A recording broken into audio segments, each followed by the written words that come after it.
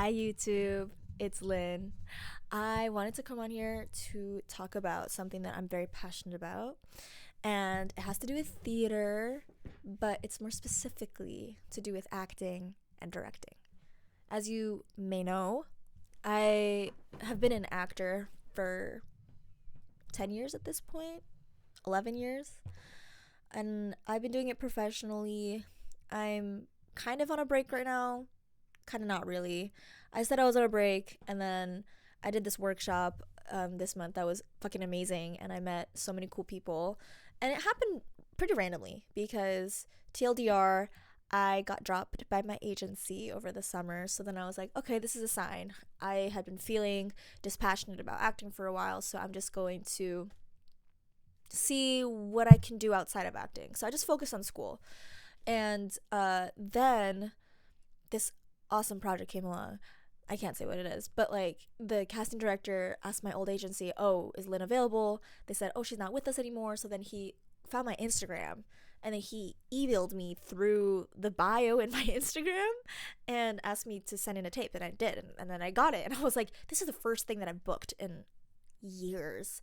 I mean, first on camera thing. I've done ADR before, which is basically just doing voiceover for background chatter in movies and stuff like that. And it's cool. I mean, it pays well, but it's not like creatively fulfilling. This workshop was creatively fulfilling. And I love going into new projects as an actor because it gives me the chance to work with new directors and writers, which are all things that I'm interested in.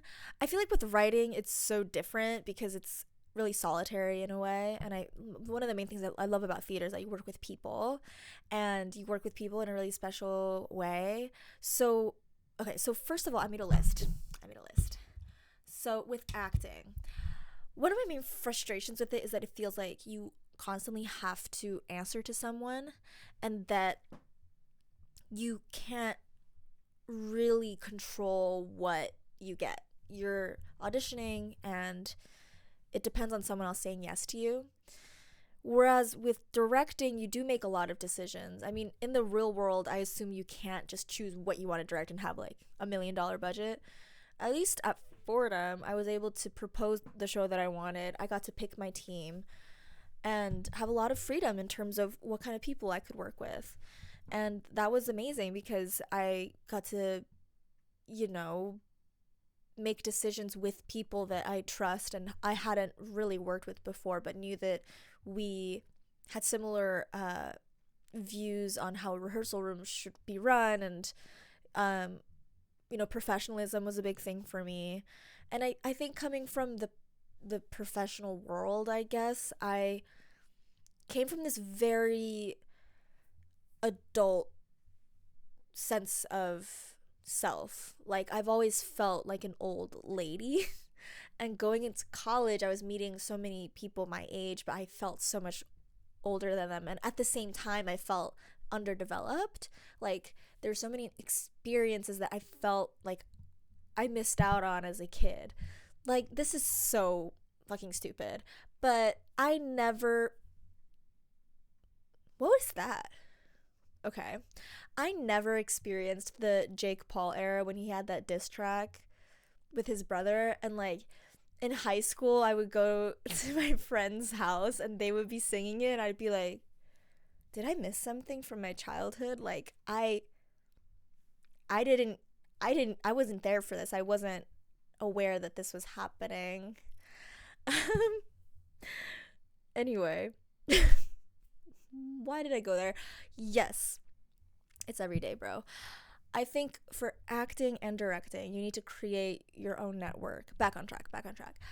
Because regardless of, unless you're a Nepo baby, but even so, I feel like you have to create relationships with people. And I'd be working with directors who are, still on a team with but their buddies from college. Like, loyalty is such a big thing, I feel. And I'm meeting people now at college where I'm like, I want to work with you for a long, long time. But I feel like it comes with a lot of trial and error. Like, you have to go through some bad processes to know what you like.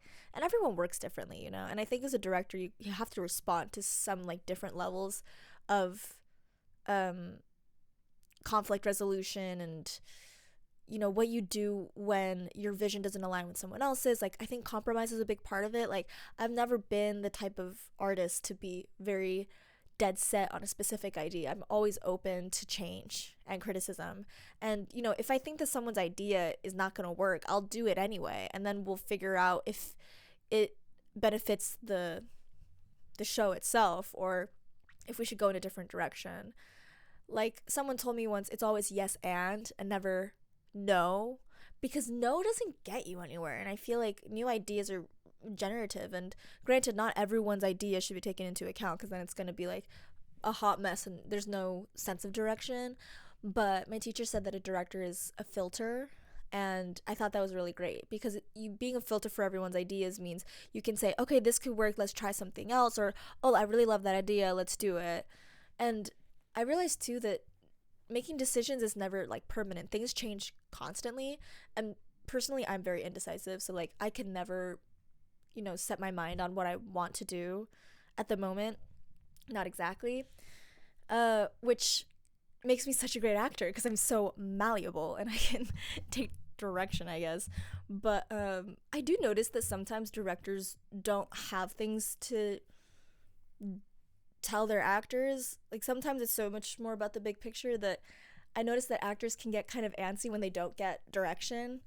So I think that I've always given at least one note to an actor after every run. I've never been like, oh, that was perfect, like you can't change anything, because even if their performance was theoretically perfect, I feel like there's always room to grow or to change or do something different. Like, you have to keep it fresh, otherwise you're doing it over and over. There's nothing else to discover or explore.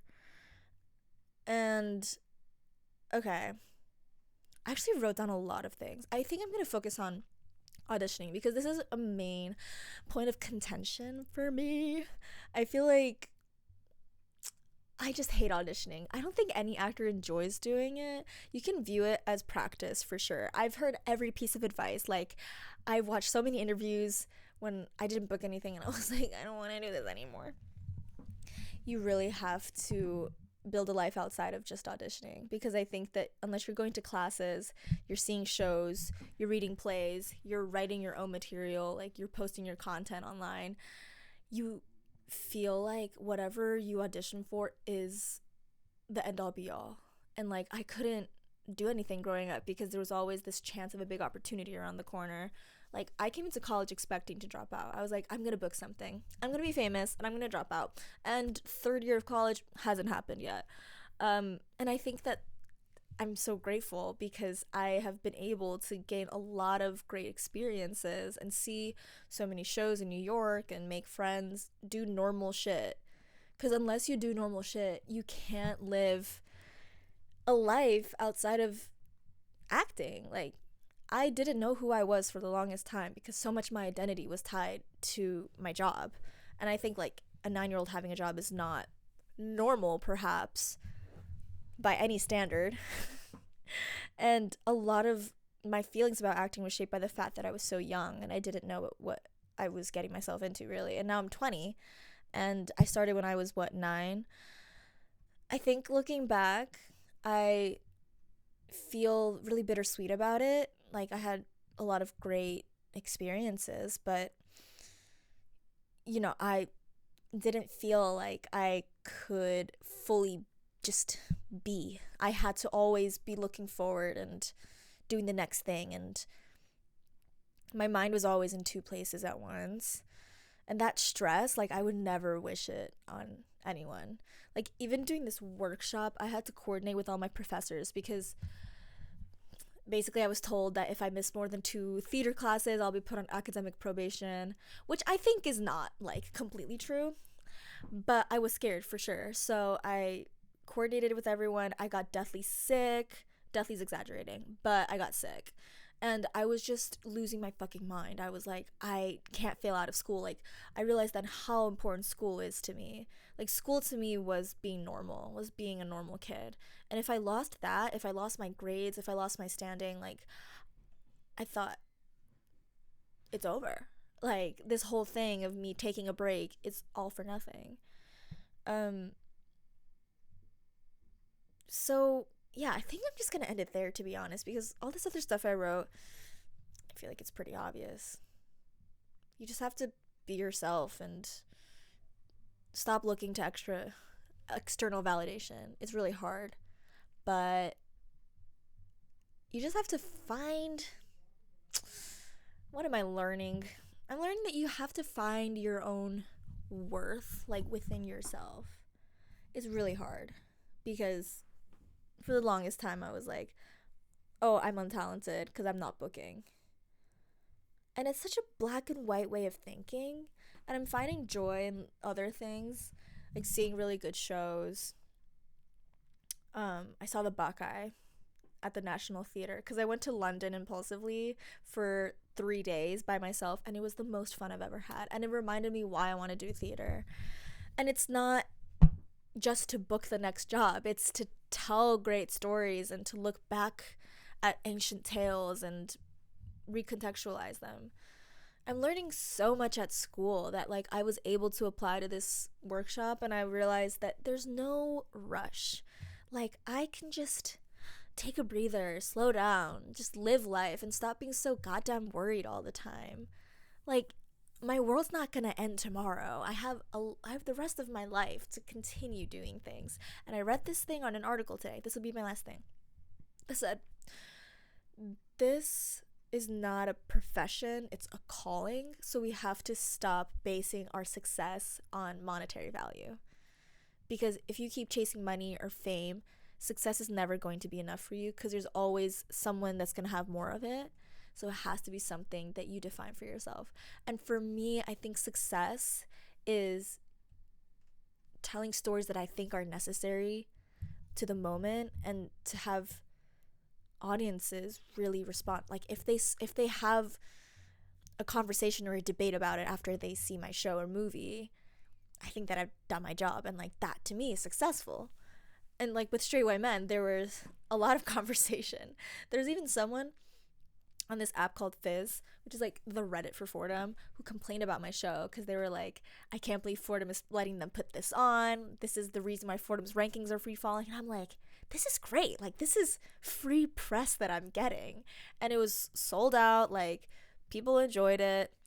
And I was able to talk to a lot of people about their own experiences related to the show.